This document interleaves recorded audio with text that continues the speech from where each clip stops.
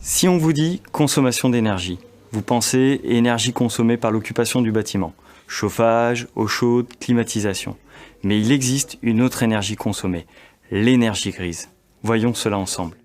Approche bioclimatique, renforcement de l'isolation, installation de systèmes performants et intelligents, tous ces efforts sont faits pour réduire les consommations énergétiques liées au fonctionnement du bâtiment. Mais le bâtiment consomme aussi une énergie appelée énergie grise. Cette énergie n'est pas liée à l'usage des équipements du bâtiment, mais à l'énergie requise tout au long du cycle de vie du bâtiment et des éléments qui le composent.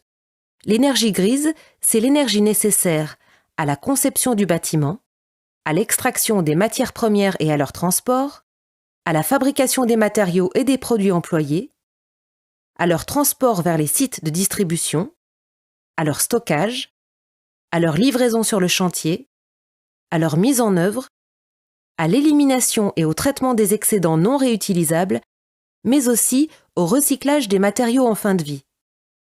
L'énergie grise, peu connue et peu visible, représente une part essentielle de l'impact environnemental d'un bâtiment.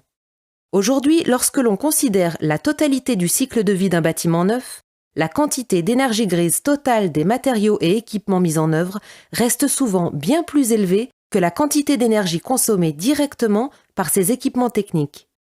Au-delà de l'affichage des consommations de fonctionnement, devenu obligatoire avec le DPE, l'indicateur énergie grise devient peu à peu un élément clé pour estimer la véritable empreinte environnementale d'une construction. Les matières à base végétale, comme le bois et la paille, s'illustrent par un faible niveau d'énergie grise. Les matières minérales, extraites mécaniquement comme le sable et le gravier, présentent aussi un bilan énergie grise favorable. En revanche, dès que les matériaux subissent des cuissons, comme par exemple la brique ou le ciment, le bilan énergie grise est gravement alourdi.